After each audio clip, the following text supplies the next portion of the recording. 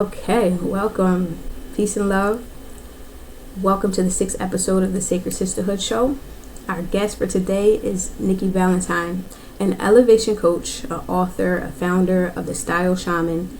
Nikki is a shining light in the online world of personal development.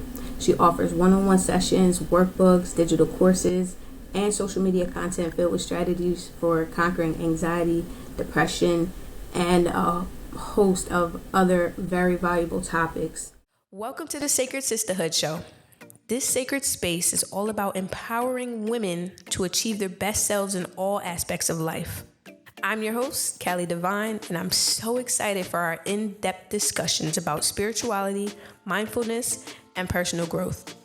Whether you're just starting your journey or looking to level up, the Sacred Sisterhood Show is here to support you every step of the way. Our guest and I share our unique experiences and perspectives to help you unlock your hidden potential, tap into your inner goddess, and find your purpose in life. So sit back, grab a cup of tea or wine, and let's get ready for some good vibes and positive energy.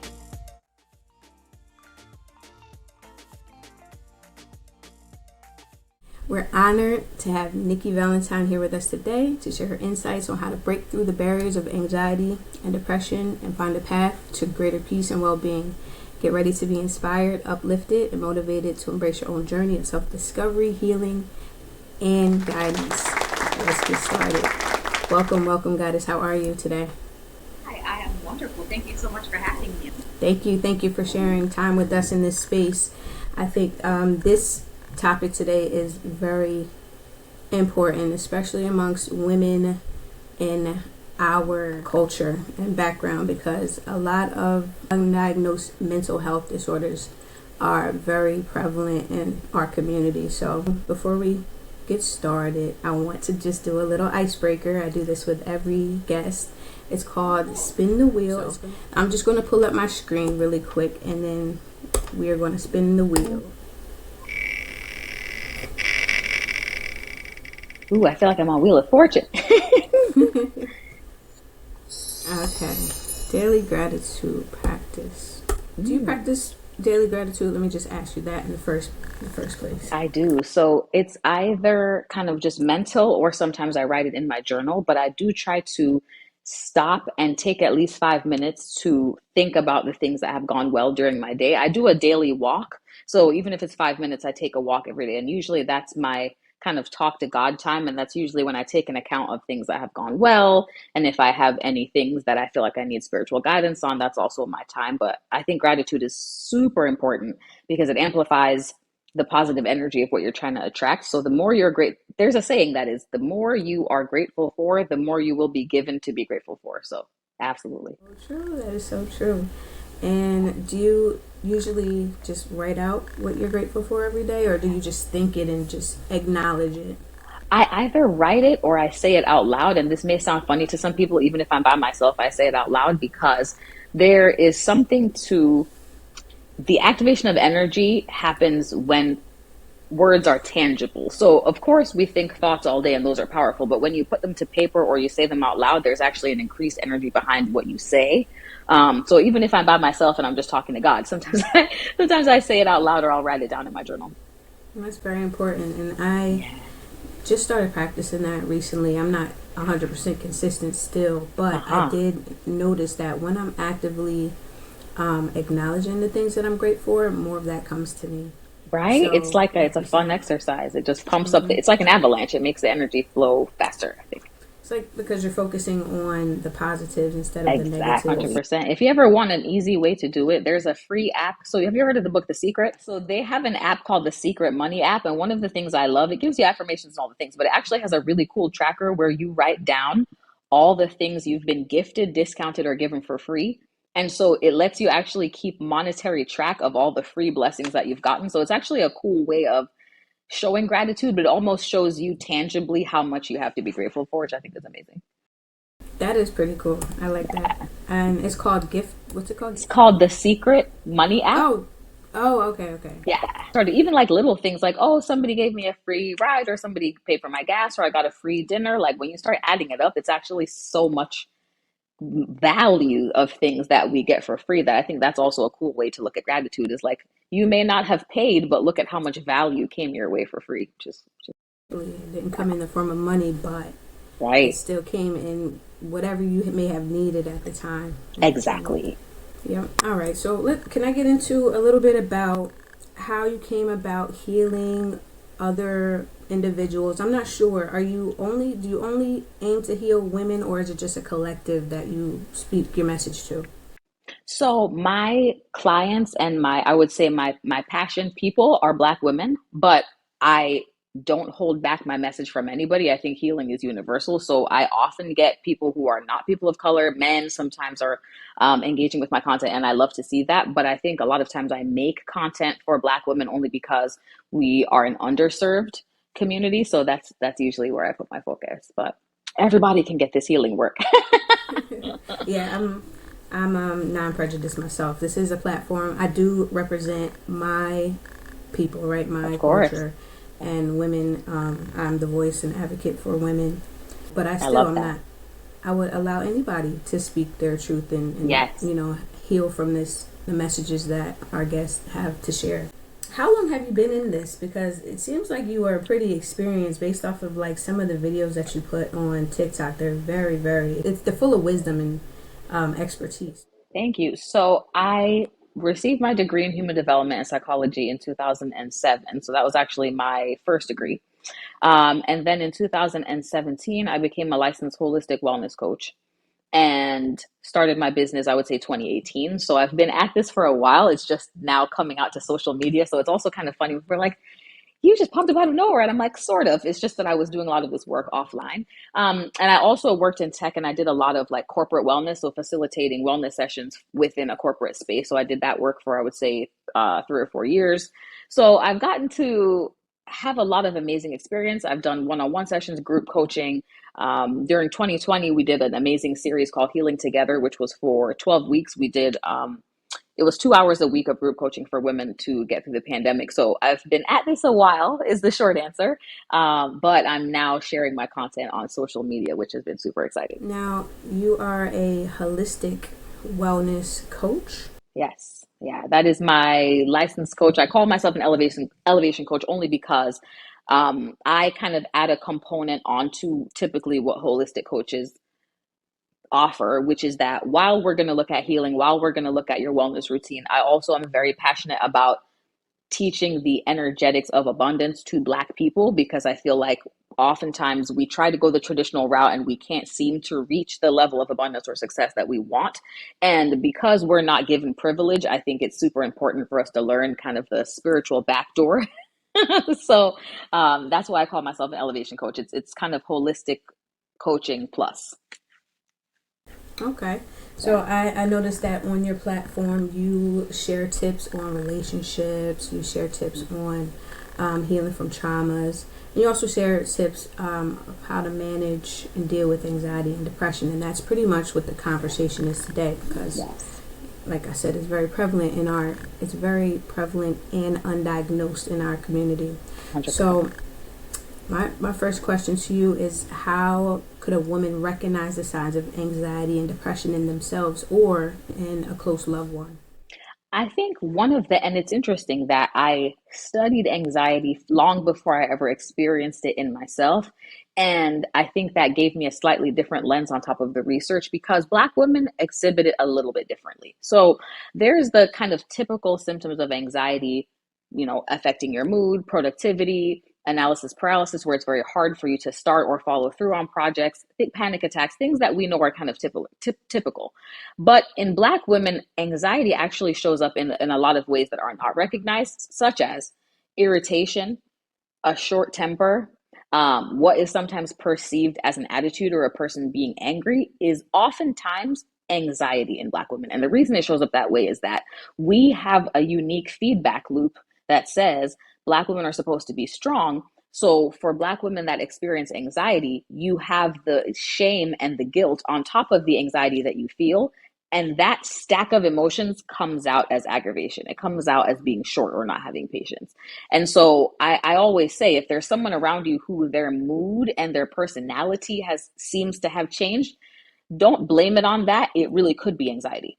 It could be that the way they're expressing it isn't the way they're feeling it. And oftentimes in my friends or family members, close loved ones, that's usually what I tend to notice. Like, oh, wow, this person's getting a little bit more short, or things that used to not stress them out are really sending them over the edge, etc. That's how you can kind of tell that rise in anxiety. And really, it's just that your nervous system is dysregulated. And so that's how you can kind of tell, like, I'm not sleeping as well. I'm not eating as much. I'm crying a little bit more. I'm not able to finish projects the way I was, or I'm not able or motivated to start things. And also feeling that guilt, that shame, and that kind of short snappiness is oftentimes pointing to anxiety. Okay. Now, anxiety and depression often play hand in hand. They do. So you always often hear that if a woman that is suffering from depression also has symptoms of anxiety. Yes. Is there a big difference in between the two definitions? Could you clarify for us? For me, and I tend to tread lightly only because I'm not a licensed therapist, but I will say, just from my experience, depression tends to really weigh more heavily on loss of motivation.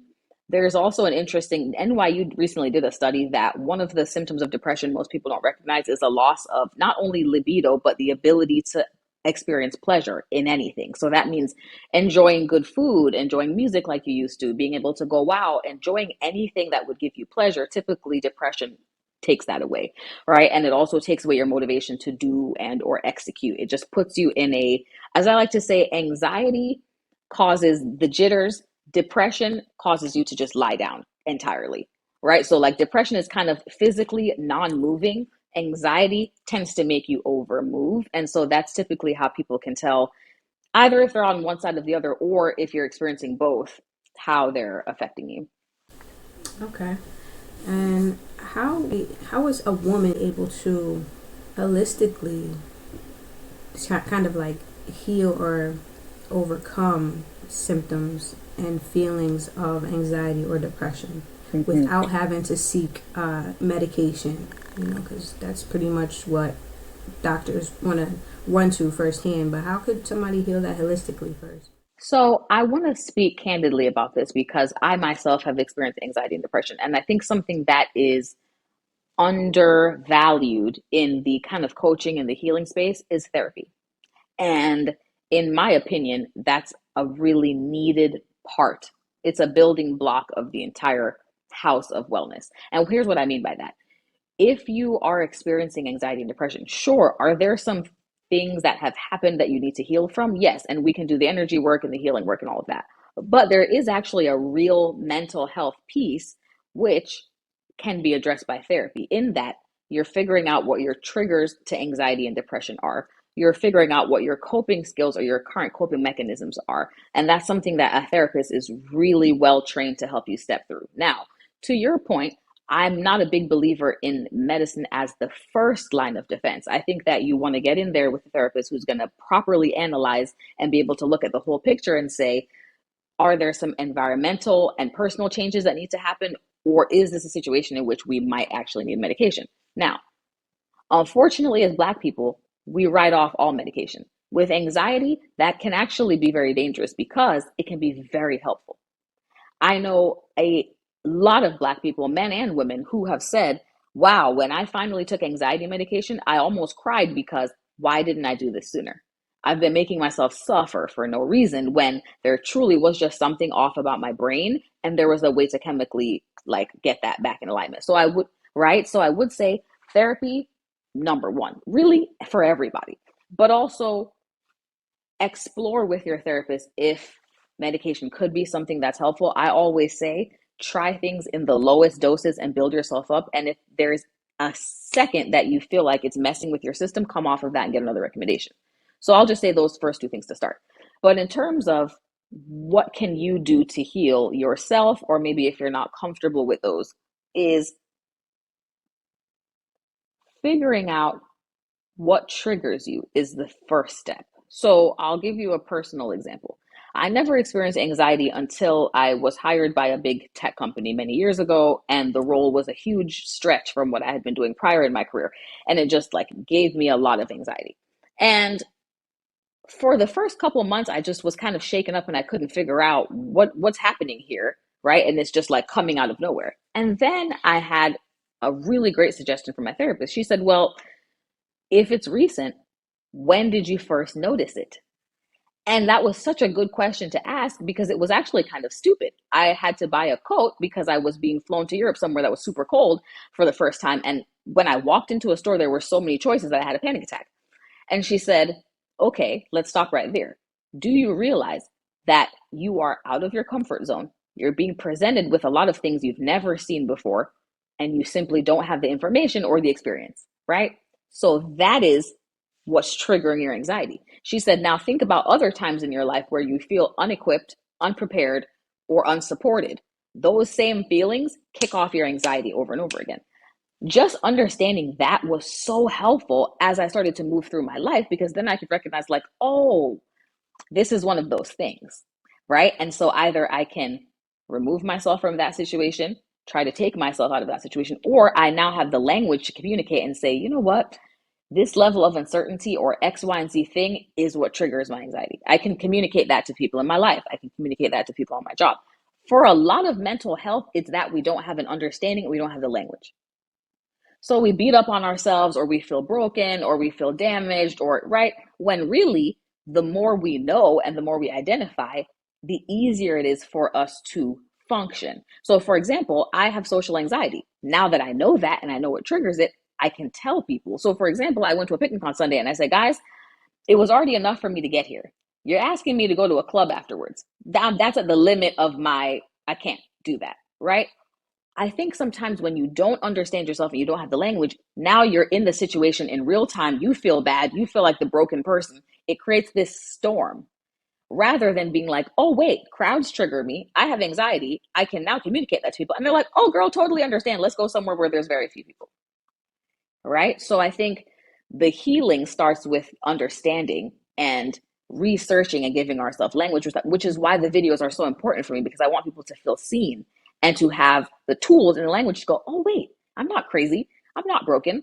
This is actually a thing. And this is how I can identify it in myself and how I can share that with people in my life. And that is very important to just be aware. And I have a story myself. You spoke about anxiety, and I actually had experience with depression for a long time. I believe it started with like postpartum depression, and I didn't know that at first. I was aware of postpartum depression, but I was not aware of how it would make me feel personally, which was kind of unorthodox to what I was hearing from medical professionals. So I just learned to live with it for years. On and off. And then finally I was like, I don't like feeling this way anymore. I had to find some type of medical prevention, and I found therapy as well. So therapy is a common theme in this show.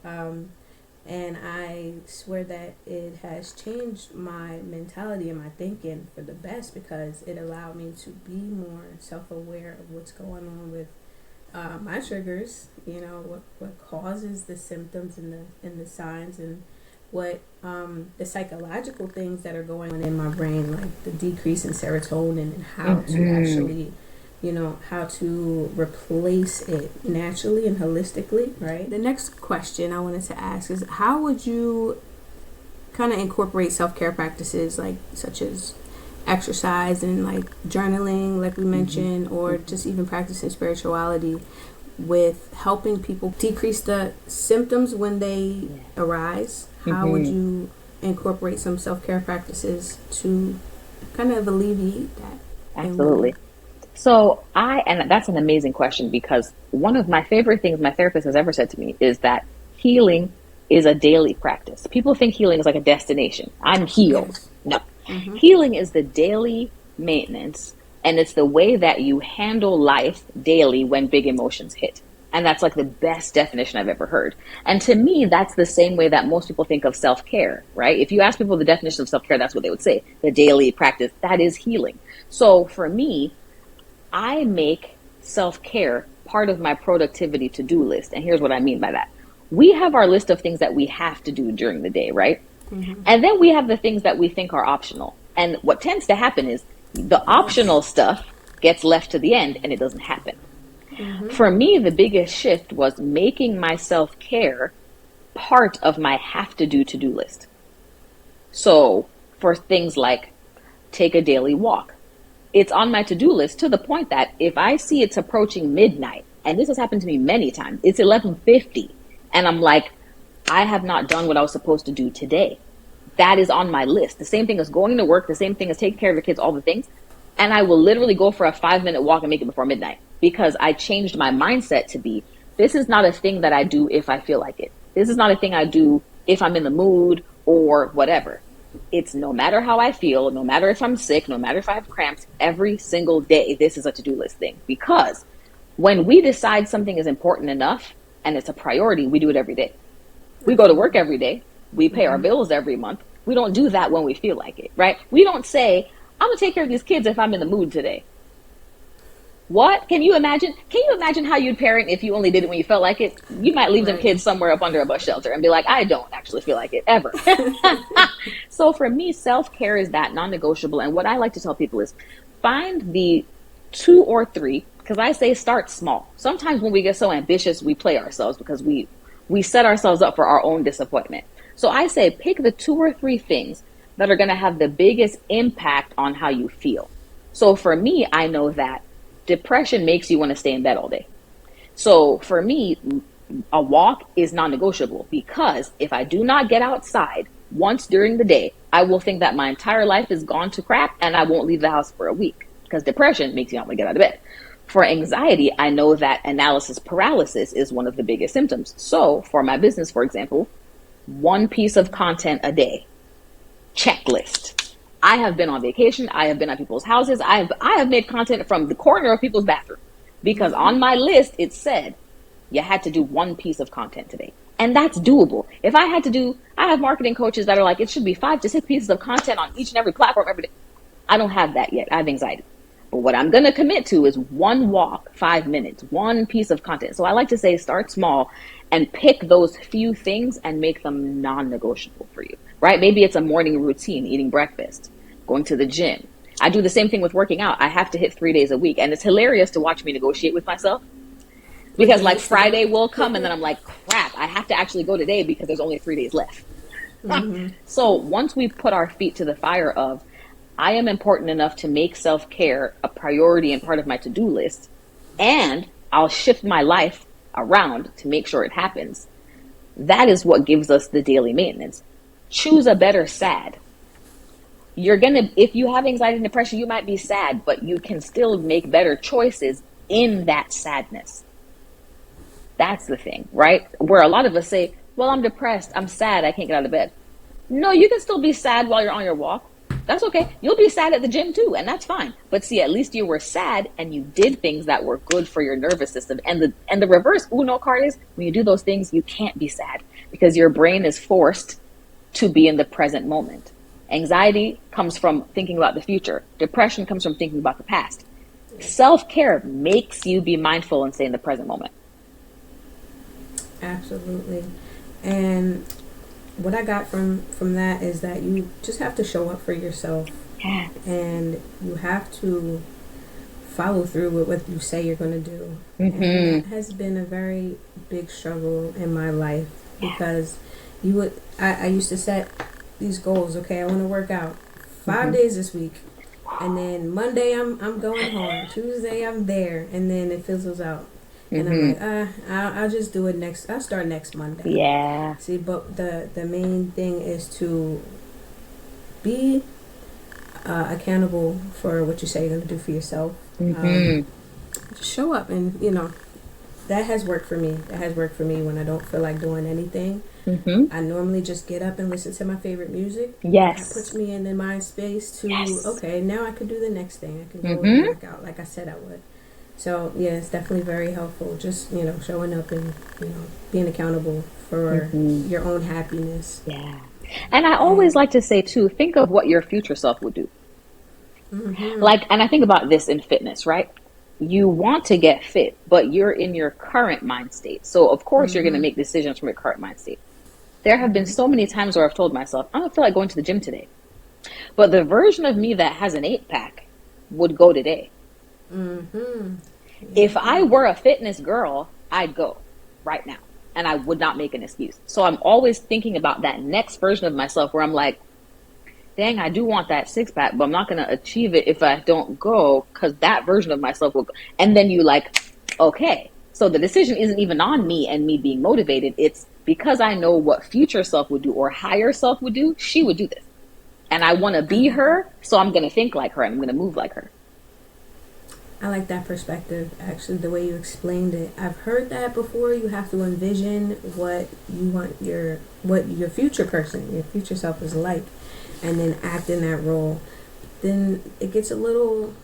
That's a nebulous thing to say. Yeah. Because then it's like, okay, so should I be a fake person? No. You just think and make decisions that the highest version of yourself would make. So for example, if I know the highest version of myself doesn't maybe deal with anxiety and depression, so I am going to do that one piece of content. I am going to show up for my business. I am going to take that one walk, because I know on the other side of that, that person who feels better would do these things because she knows that that's how she's going to feel good.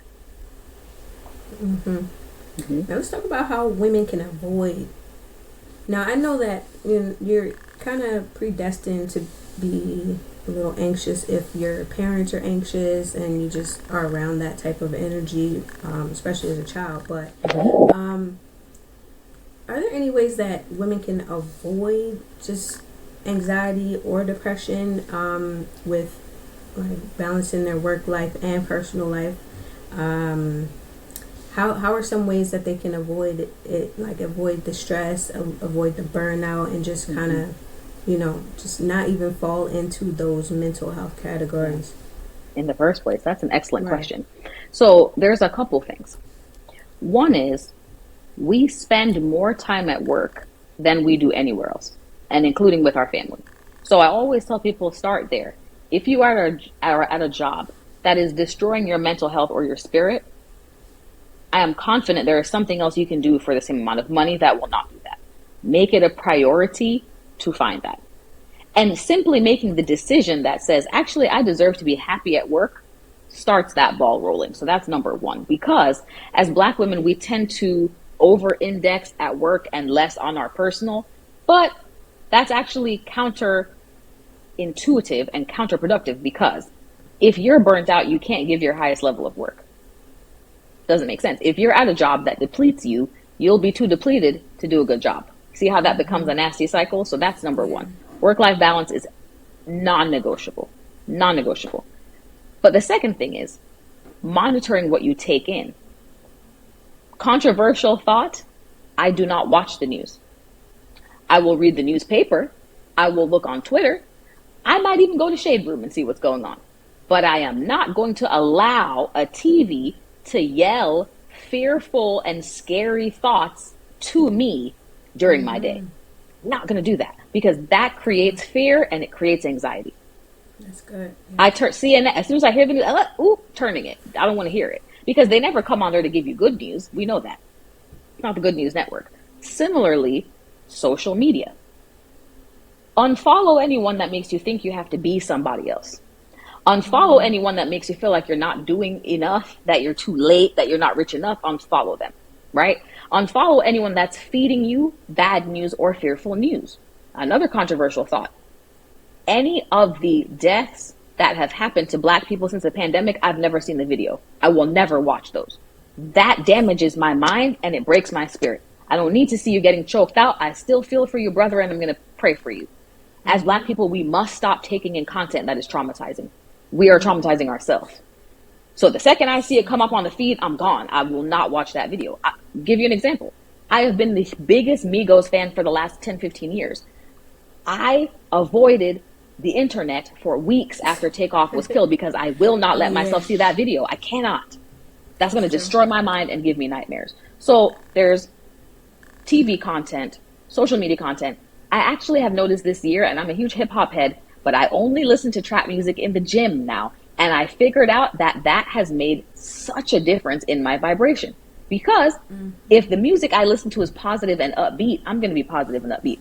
No matter how much we love trap music, if you're talking about bitches, hoes, killing people, scamming folks, and that's constantly the angry tone that you're hearing, we don't want to admit it, but it affects you. It makes you angrier. It makes you want to take those risks. It makes you want to cut somebody out. So we have to avoid anything that feels like negativity. I think sometimes we don't think we have the choice to do that, but we do. We do not have to allow negativity. Anyone that knows me also knows I'm militant about who I'm around. I do not allow randomness into my space. I don't allow random people into my home. I don't allow random people around me. I don't like, it's not that I don't love new friends. I do, but I'm very scrupulous about, are you bringing drama? Are you bringing negativity? Do you always have a negative outlook on things? Are you a woe is me person?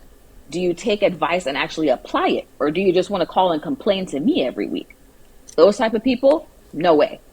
To the point that folks in my life know, if you want to come with that messiness, Nikki's probably going to cut it off in about 5. She's going to give you 5 minutes and it's over with, because it affects my vibration and no one else is responsible for my vibration but me. So let's say a tragic thing happens in your life, right? Most people are going to call everyone they know and tell them about it. You know why I don't? Because you're creating a ripple wave of fear. So now everyone else is going to go, oh my God, what are you going to do? That's so sad. Oh no. You see how you're amplifying that energy? Yeah, that's true. Go talk to God about it. Talk to your 1 or 2 homegirls. Call your mama. Don't spread that and then bring all this negative, right? If you're going out for a big job or a big business thing and it's something you really believe in, don't tell everybody, because you don't need everybody being like, but how's that going to work, girl? I don't know how to. I cut that all the way off. There are so many things that the closest people in my life never found out till it was signed and happened, because I knew you didn't have the frequency to support me on it. I'm not even going to bring that to you, because I will not allow negativity into my space. So the more we become energy managers, right? Like we have to be the security guards of our energy. And anything that makes it feel icky, we are allowed to say, I can't have that in my experience. I have that.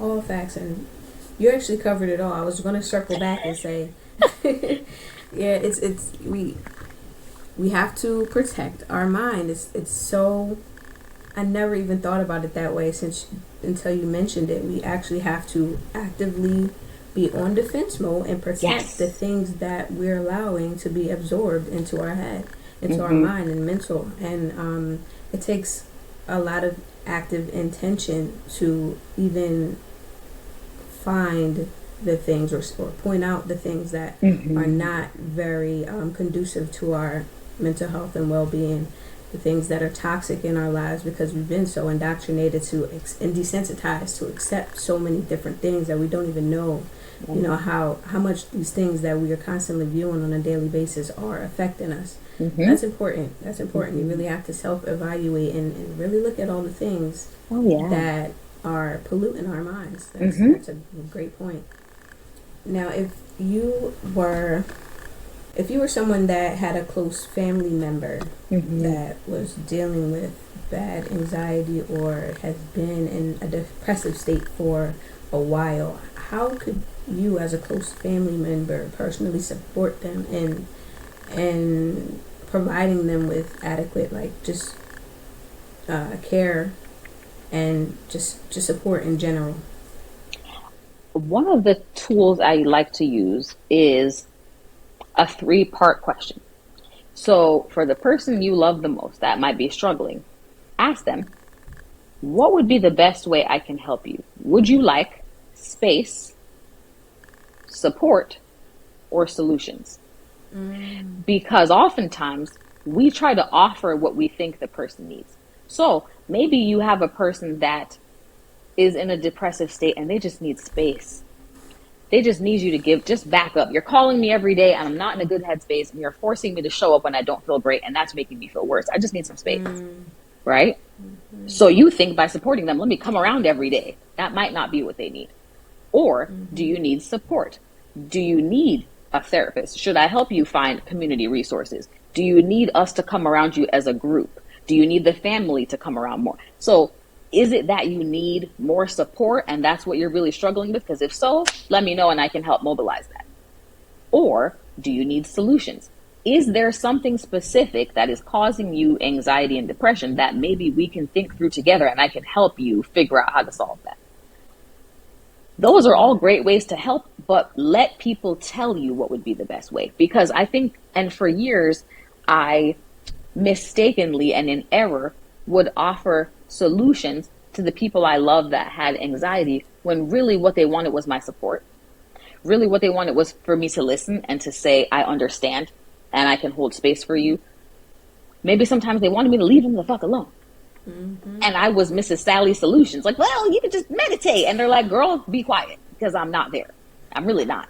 And as I've gone through challenges in my life and my own periods of depression and anxiety, it made me realize, yeah, people don't always want solutions. Sometimes they do, and I appreciate them sometimes. But man, it really makes me feel so great when people check in and ask me what I need, because it tells me you actually care about me. It's not about what you want to give. You care about what it is that I need. So I think that's a really good approach.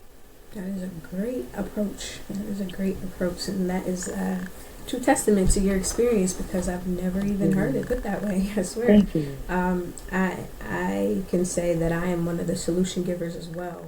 Whenever somebody comes to me with advice, I'm like, well, all you gotta do, just try it this way.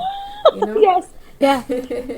and I never stop to think that I should just like stop and listen and just be a listening ear without providing any input. You know, that could be something that they want. But it's very valuable information. And sometimes it's humbling what people need, because it can be so different than what you thought. You know, like I've had people that are like, can you just come over here and sit with me? Like, I don't want you to say anything. I just need somebody to be here. Or like, can you just FaceTime me? I might be doing things in the background, but like, I just don't want to feel alone. You know what I mean? Where you might not think that's a thing or it's that big of a deal, but that's the thing that they need that would make them feel better. You know what I mean? So I think opening up that space is so, and it just makes that relationship closer. Because a lot of times when you deal with mental health struggles, you want to isolate. And people pushing solutions on you makes you want to isolate more, because you feel like the broken vessel. And so in those times when I have felt damaged, for someone to be like, you're okay, just let me know how I can support you, I'm like, thank you. Last question.